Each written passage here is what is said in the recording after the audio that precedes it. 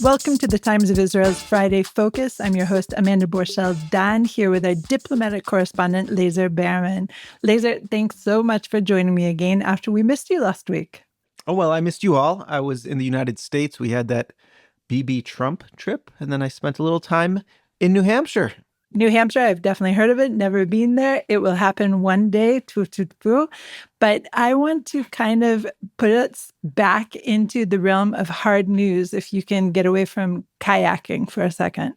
Well, there was no kayaking, though I was fishing in a canoe. But there is a connection, I think, between New Hampshire and our topic, because New Hampshire, very mountainous region, and we are going to talk about a people that generally lives in the mountainous areas of the Middle East. That's true. Mountain people. And we are talking about the Druze. After this week in Syria, there were clashes in the southern city of Sweida.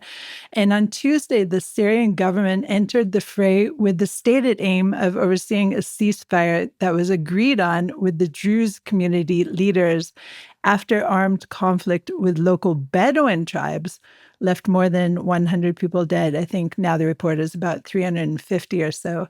But witnesses reported that the government forces joined with the Bedouin in attacking the Druze fighters, and then Israel joined in as the self-stated protector of the Syrian Druze. And the IDF struck over 160 targets in Syria, mostly in the area of Sweida, including government tanks and machine guns. And then the United States stepped into the fray as well in trying to calm the waters. And there was a ceasefire that was announced yesterday, at least between the Syrian government and the Druze. And hundreds of Druze on Wednesday night rushed across the border, even up to 1,000 we're hearing, vowing to protect their community in Syria.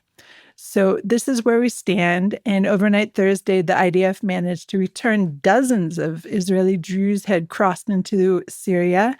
But there's still several dozen from Israel who remain inside Syria, and potentially several dozen from Syria who remain inside Israel. So we're going to talk about Israel as the protector of the Druze. We're going to talk about what are Druze to begin with, the mosaic of peoples in Syria, and all this and more when we're back.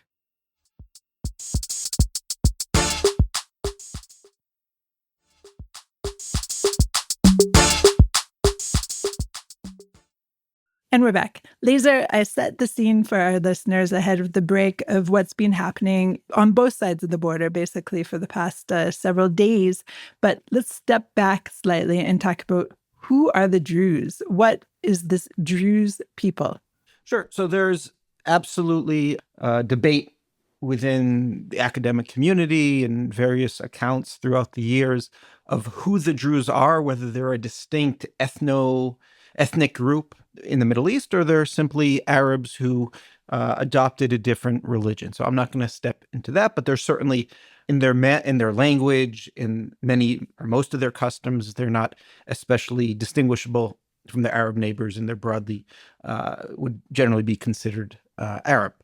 Now, in Israel, that can get a little bit more nuanced, and we'll talk about that. But it's an offshoot of one of the sects of Shia Islam, Ismaili. So that's different than the dominant one that let's say we see in Iran, the 12-verse Shiism. This is a different sect. And in the early 11th century in Egypt, there were a couple of key figures who started preaching this new unity of God. One of them, his last name was Al-Darazi, and that's where over time the name Druze came from. Now, this Al-Darazi figure is considered by the Druze himself to be something of a heretic, and he was killed. But there's some historians who say that the Druze name was initially an epithet, and it was eventually adopted. But there's other theories as well. But there was a period from, I believe it was 1017 to 1043, where there was a missionary movement, especially prominent in Lebanon, where missionaries went out, brought in converts, and then that was closed in 1043. And since then, there haven't been any other converts or there's no other way to join the faith. Except for being the child of a Druze, right? Right.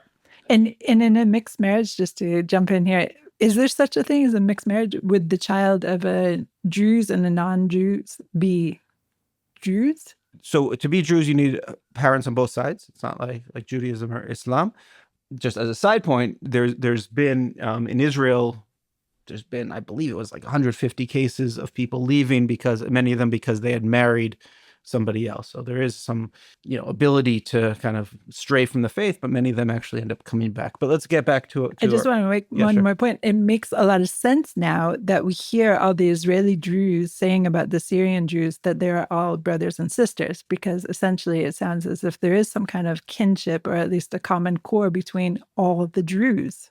There's absolutely a kinship, and it's one of their, the Druze don't adhere to the 5 pillars of Islam. They're very much against ritual performance and focus more on the feeling of your heart. So they don't pray 5 times a day, and they don't do the Hajj and those pillars that we might be familiar with Islam, but they have 7 other principles. And one of them is this concept of brotherhood with other Druze, and that's certainly very important. Now, not surprisingly, when you have an offshoot of Islam that is going to make you a target in the Middle East, especially in the medieval times, but even today, as a heretic. And there was a series of brutal persecutions, executions of leaders that they suffered over the years. And over time, they kind of congregated in the hill regions, especially in Lebanon, around Mount Lebanon, and that's where their base of power was.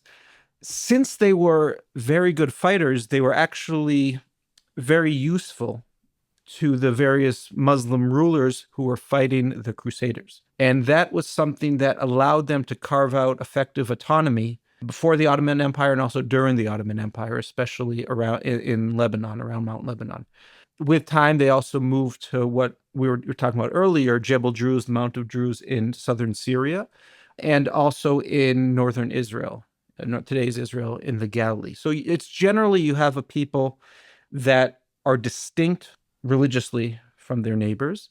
They tried to downplay that distinction for safety reasons. There's the questions of why they tended to they stay away from cities. Generally, there wasn't any major Druze cities. They tended to be rural, traditional. And there's questions about why they tended to do that. Some say it's because of safety they took to the mountains, and some say because they wanted to preserve their autonomy. But what we can say is that they were able to maintain these autonomies into the modern era. So there is absolutely a legacy of self-rule. There's a legacy of warrior status.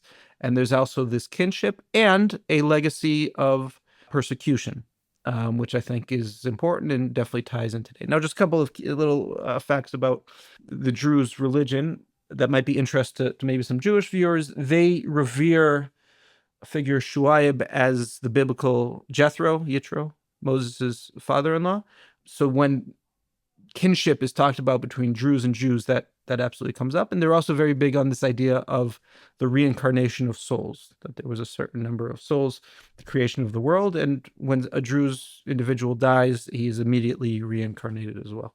There's plenty that can be said about their religion. In general, it's a secret religion, that there's about 1/4 of the men have access to their religious texts, and everyone else, doesn't have full access. They have some ability to learn. They take part in some of the religious rituals, but they are not able to access the core rituals. So that's Druze religion in an insufficient and short summary. And what's interesting in Israel, I think, is that so many of the Druze are serving in the army, whereas, of course, we all know that the Haredi population of Jews is not serving in the army, but the Druze men are serving in the army. The women, I've never heard of a woman serving in the army. But something interesting that I learned from my daughter, who serves alongside many Druze men, is that they're exempt from any kind of kitchen duty. Did you know about that, Lazar? So I've served with Druze. I was not aware of that. I know I've heard rumors, but I didn't know about that. Because in officers' school, in my company, we had 2 Druze guys. I didn't know that. Yeah, it's some kind of cultural sensitivity. Yeah. The Druze and also the Georgian Jews are exempt from kitchen duty, but that is way off topic. They can make it up with bathroom duty then. I'm sure.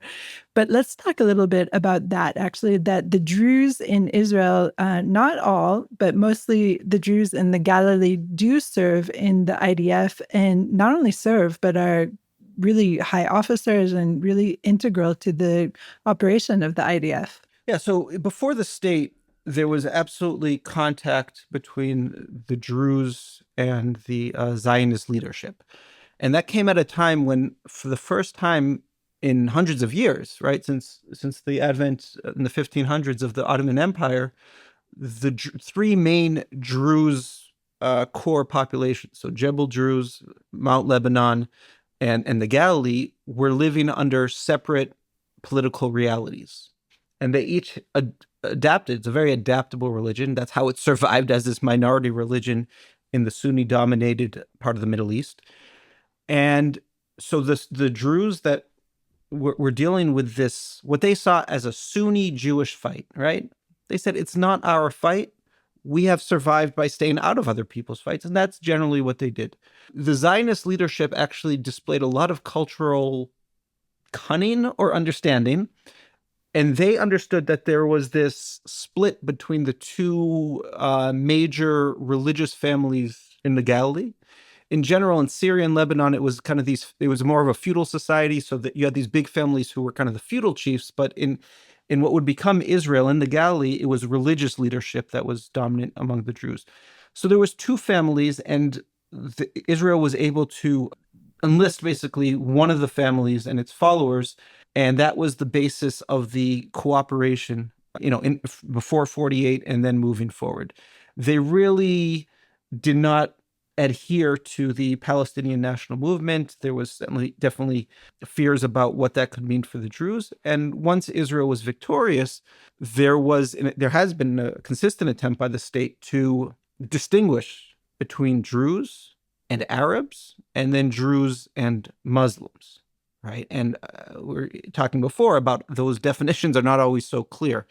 But, in the 50s, they were recognized as a distinct religion by Israel.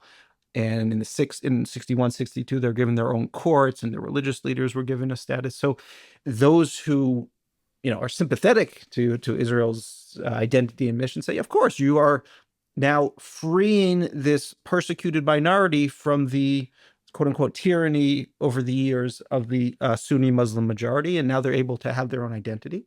And people that are hostile to Israel will say, this is Israel dividing and conquering between people who should have this pan-Arab identity. And you'll see this, of course, in academic discussion. But in general, the Druze have embraced their Israeliness. Definitely the IDF, as you said, has been a core element of that identity, also in their youth movements, and they've done very well. They have had until recently their own infantry battalion, but it wasn't only there. They've been everywhere. They've moved up and even achieved the rank of general multiple times. And that has been significant. But that doesn't mean they have given up their kinship to their Lebanese and Syrian counterparts. And I've asked a Druze guy about that, and he says, well, in Europe, would a German and a French or a British Jew feel a kinship? Of course they would. Well, they were fighting each other on the opposite sides of the trenches in World War I, right? So I think that was a very good analogy for a Jewish person. And I'll just say, one other piece here is that you'll hear a lot about the Yitro, the Jethro connection with the Jews, and that we both have this similar history. And that's certainly something that's been played up, in the mainstream Israeli discourse. Part of that is to deepen the ties between the two. But again, people who are more critical of that will say it's just kind of like this fabrication of history. But that's what history is. It always reflects priorities of the present day. And I think you can even see it yesterday, because Prime Minister Netanyahu put up this video explaining the operations in Syria. And he said, he was talking about a conversation he had with Sheikh Tarif, who's the recognized Druze religious leader in Israel, who said, this is like during the Holocaust, you had no one to save you, but now we're going through this and we need the state of Israel to come save us. And that type of language is exactly that thread which portrays the Druze experience and the Jewish experience as minorities in the Middle East, persecuted minorities, as parallel paths. So I think that was very interesting as well. Let's get to a short break.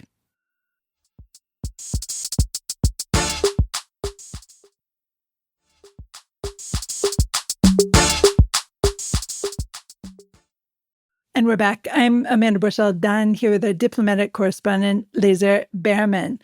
So on Thursday, the Ashkenazi chief Rabbi Kalman issued an open call to Israel and the world to help the Druze in Syria, citing the biblical commandment not to stand by the blood of your neighbor.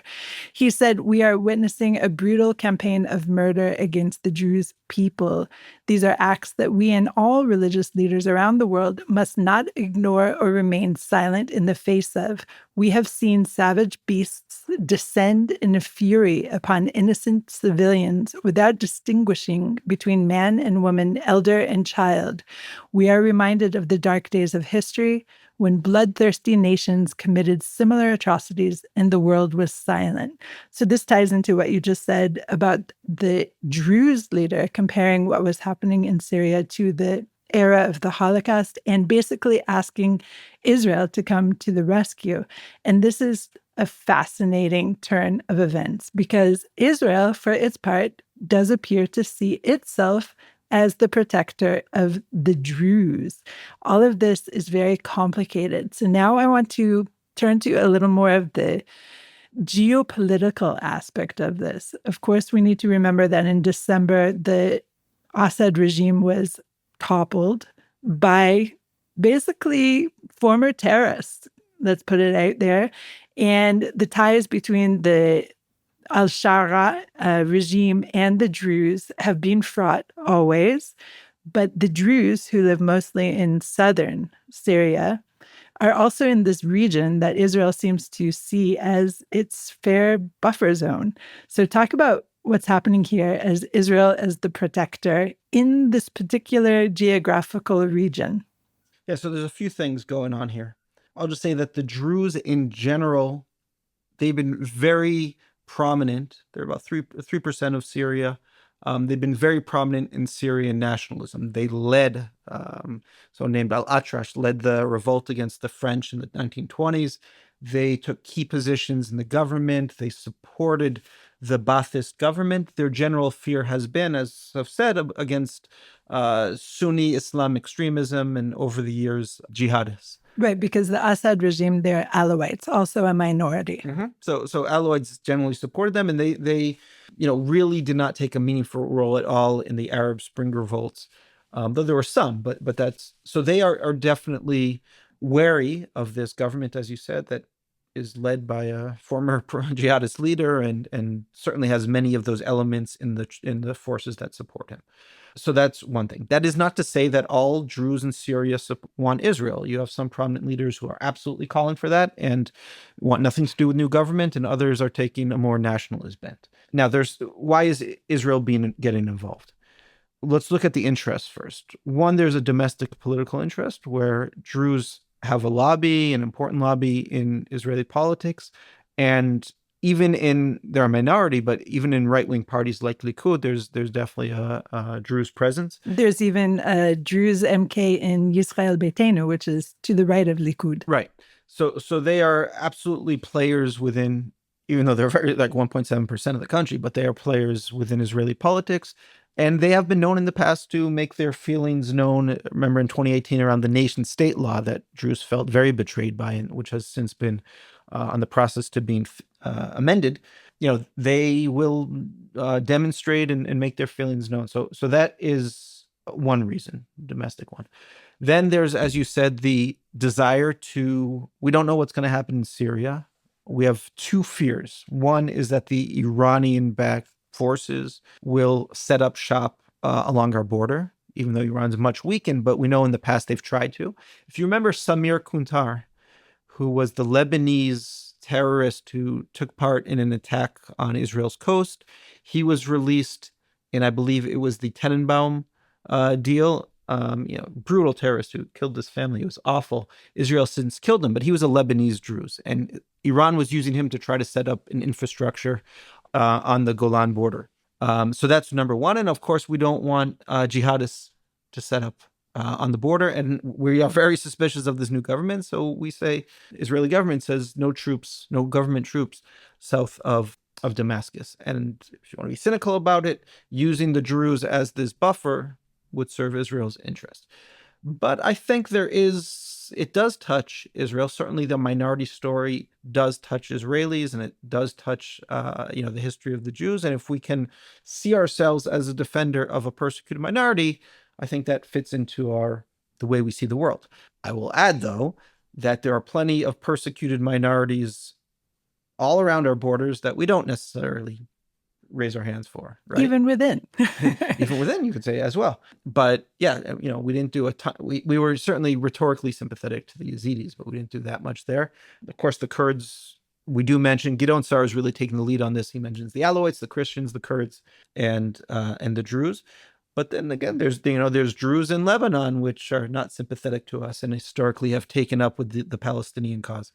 So it's not all minorities. Now, there is always this question of what's Israel's role in the region, and it's kind of changed. Are we this, we just kind of build walls, we're the villa in the jungle, and we want nothing to do with the madness of the Middle East, and we just want to progress and look west?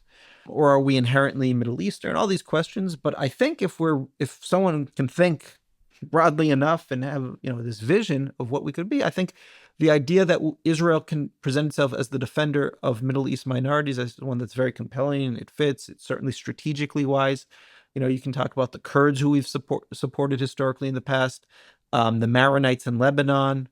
There's plenty of minorities in the region that have no ability to protect themselves, or really are limited and face the violence either of the Iranian-backed side or the Sunni Muslim extremists. Then I think that is something that could really gain us some purchase in the region, and also, help with some of our problems internationally, as well as, really touching on some chords within Israeli society. On the other hand, we do have memories of the Lebanese occupation of southern Lebanon, where we were all in to protect the Maronites, and that didn't end well. So there will certainly be pushback on that, but I think it's a very intriguing vision to consider.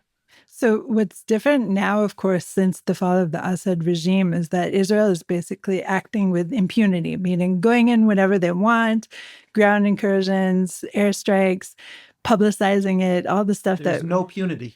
There's no punity at all, and all the stuff that we didn't have in the past. And that's, of course, a message in itself to the new regime, which we were trying, or at least reportedly trying, to strike a deal with. As soon as last week, was it, that we were talking about that there may be even some kind of announcement in Washington, D.C. of some kind of Abraham Accord or non-proliferation or I don't know what you would call it, a pact, non-aggression pact between the two nations.